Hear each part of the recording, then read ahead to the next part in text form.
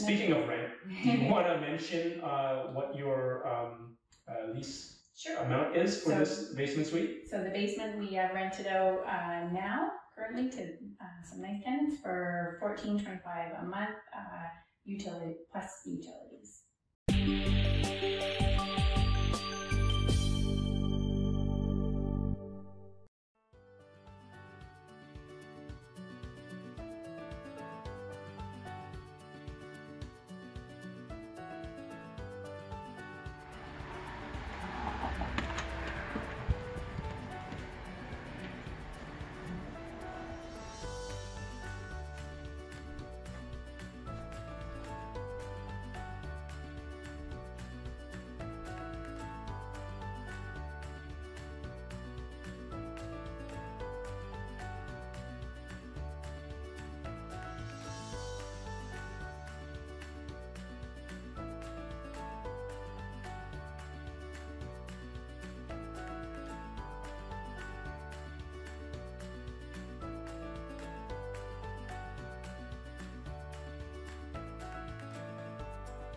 Hi everyone, I'm here with my clients Tim and Kelly.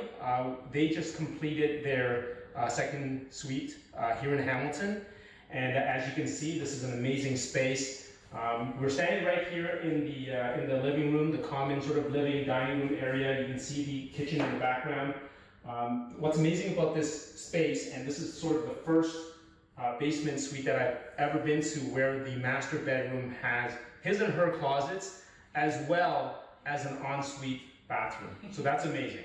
All right, so thank you very much, Tim and Kelly. Thanks for having us. Yeah, absolutely. So, yeah, why don't we start by you telling us a little bit about your investment journey and maybe how you got into it before you actually started this project. We met James Maggs and Erwin Zito at... I know these guys. Yeah, I know them. And got to know them, and then became members of their team. Yeah. James Maggs is our coach, so he coached us through the nerve-wracking, nail-biting first investment property, and that was the student rental, which is actually close by. It's at near Mohawk College as well. Our second is a single family, and we decided to take the deep dive and diversify a little bit, and settled on this and wanted to put in a second suite, and your name was recommended to us, and here we go. Yeah, that's awesome. Yeah, thanks for that introduction. You know, obviously, you guys put a lot of work into this. You know, we're gonna show you guys the footage and the tour of both of these units here in the basement. Tim and Kelly also spent a lot of time and effort and money into the main floor as well. A lot of investors will really just leave everything the way it is upstairs, and then they'll spend all their money and time in the basement. But you guys obviously took a different approach. Obviously, it was very challenging. You did spend quite a bit of time on this project.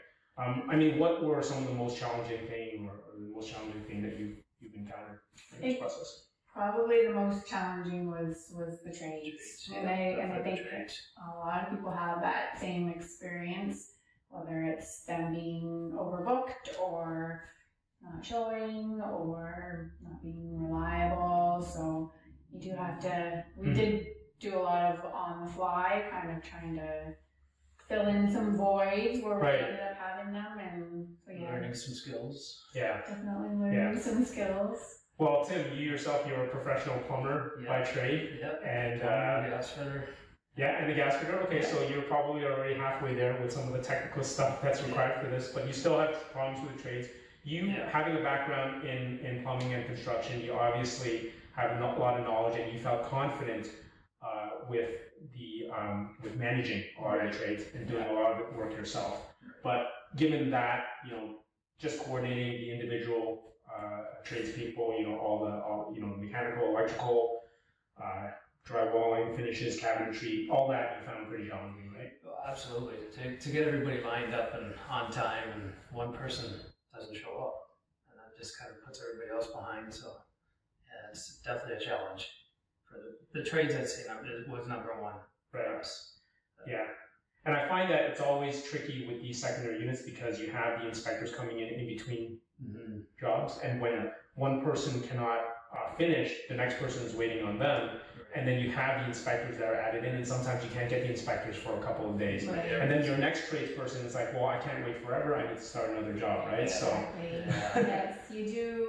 If you're a smaller job, we did find that you do sometimes have trades jumping ship, or not necessarily jumping ship, but you become a little lower on their priority scale. Yeah. So they'll finish up a massive job first, which I guess makes sense to some degree, and then you just kind of make your way down the scale until they get to you because you are smaller. Yeah. What would you say really is the one thing that you guys would do differently? Taking on less ourselves. Yeah, definitely. Because we did have some issues with the trades, and we did end up taking on a good share of the work ourselves. So I think we probably resist temptation to do that if we had to do it again. There is cost savings involved in doing the work yourself, which is great. But you also have to factor in where it's actually costing you. So sometimes you may not factor in the time. Mm-hmm. So something that would take you maybe 2 weeks or more to do, you could have a crew come in and do in 2-3 days. So it's something that you have to weigh out and decide whether it's really worth it to do or not. So I think we'd probably like to be a little less hands-on for our next venture. All right, that's a good lesson. I mean, both of those answers so far, like, it doesn't surprise me, right? Those are the kind of things that, especially, with investors like yourself who actually do have some of the skills and the knowledge, is really kind of resisting that temptation. Yeah. I was better at resisting than him. It seems like it, yeah. I'm a little frugal. Awesome.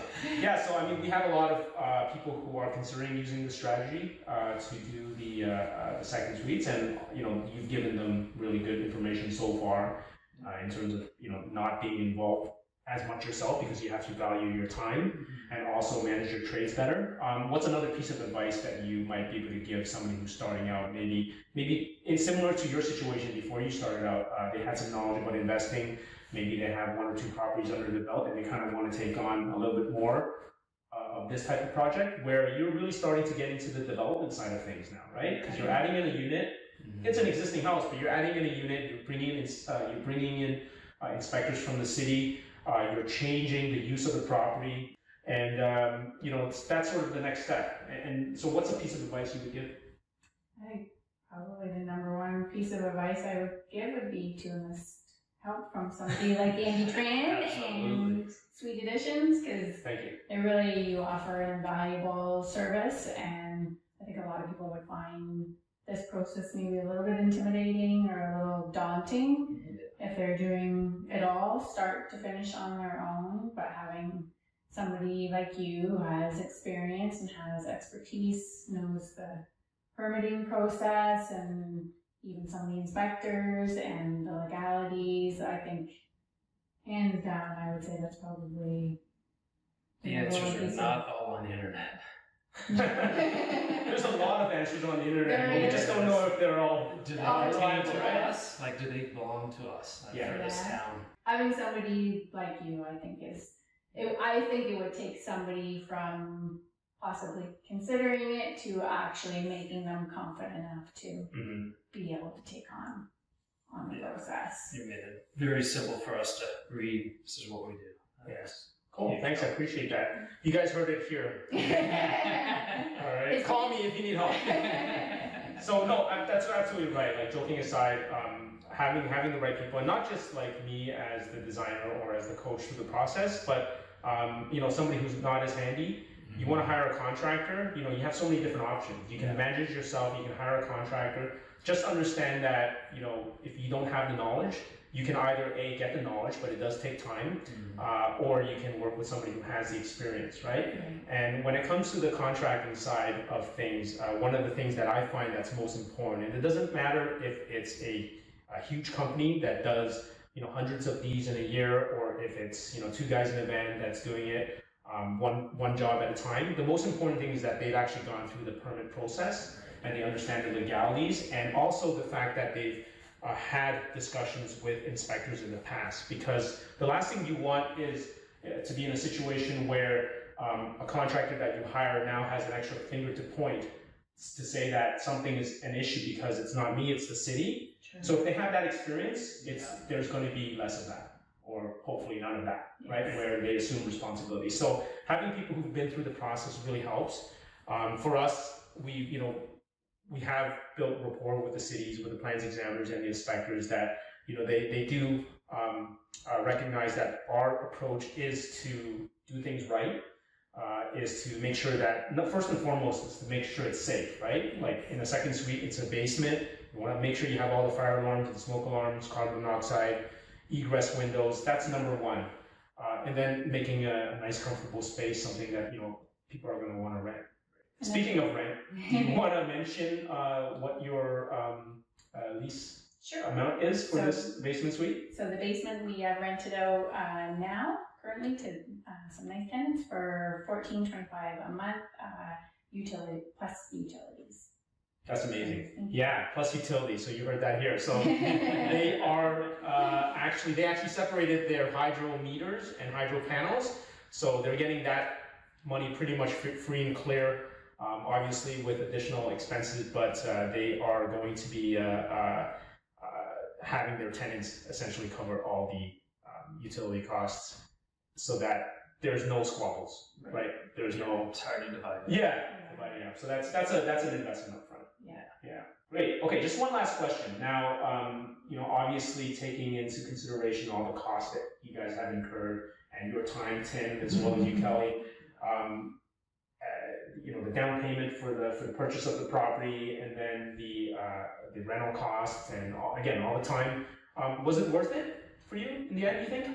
Yeah, absolutely, definitely. Yeah. Not only have we learned a lot, it was a great learning experience. Sometimes the hard way, but we're still together. That's a good test. We've also forced the appreciation substantially, so I think we really increased the value of the whole house altogether. So that's one plus. Another plus is that this particular house, and because of its location, can be used in so many different ways that also increases the value. Having both the up-down suite actually adds a bit of a buffer or a safeguard. So if you do have one of the tenants leave, then you still have the other unit to cover the cost. Right. So I think that helps for people who are kind of fearful of renting, just to have that buffer, that little bit of safety factor. Yeah, the one thing that you guys did differently from a lot of these suite conversions is that you kept that you kept the continuity between the upstairs and the downstairs unit, but in between was where the laundry is, and you use some of that closet space. Right. So you brought up a good point about not just tenants, but we have a lot of scenarios where family members are living with other family members, either their elderly parents or with their grown kids. And we have a lot of multi-generational households, a lot of immigration where people have cultures where they have multi-generations living in one house. So having that option, it really expands that market. So if you decide in 5 years you want to sell, you're going to have that extra market, and it's going to drive up the value, right? Absolutely. We still have our two at home, 25, 26-year-old, and want to keep them there so they can their own. Yeah. That's more and more common, right? That a lot of adult children have to kind of stay, for a longer period of time. Hopefully before they're 40. But at 40, they're up. That's the limit. That's the up. All right. Okay. Well, thank you so much for sharing that, and you guys have been awesome to work with. Thank you. Yeah. So you. Sorry about all the texts. It's all good. I did read them anyway, so. Thank you very much, Andy. Thank you. Thanks, Andy. Okay. All right. Thanks, guys. Thank you. As promised, here are some additional numbers for you. As shown earlier, the purchase price of this property back in the spring of 2017 was $409,000. Renovation cost for both the main floor unit and the basement suite was $110,000. The net rental income came in at $3,145 plus utilities. In terms of cash flow, after paying the line of credit interest for the 20% down payment and renovations, mortgage, property taxes, and other expenses, with a fixed rate mortgage of 3.2%, we were able to obtain a monthly cash flow of $510. Tim and Kelly also recently refinanced the property a full year after completing the conversion for $600,000. That's $191,000 more than the original purchase price. This allowed them to force enough appreciated equity to finance the down payment of another house where they're currently repeating this process. Now, it's important to keep in mind that your numbers may come in different, but this is what Tim and Kelly were able to achieve. Thank you so much for watching. If you don't already have my book, Legal Second Suites, A Beginner's Guide, hop on over to suiteadditions.com to grab a copy to get started on your journey to creating better homes and generating lasting wealth. Additionally, we'll be announcing training courses for second suite conversions very soon. This is to give you the knowledge, experience, and skills that we've gained from working with investors and homeowners on close to 200 projects. This training is designed to save you thousands or even tens of thousands of dollars on each project, and also to avoid the pitfalls that we faced. So stay tuned for that.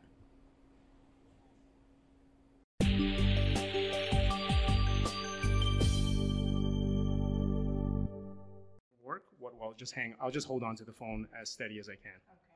All right, so this is the kitchen here. This is the kitchen.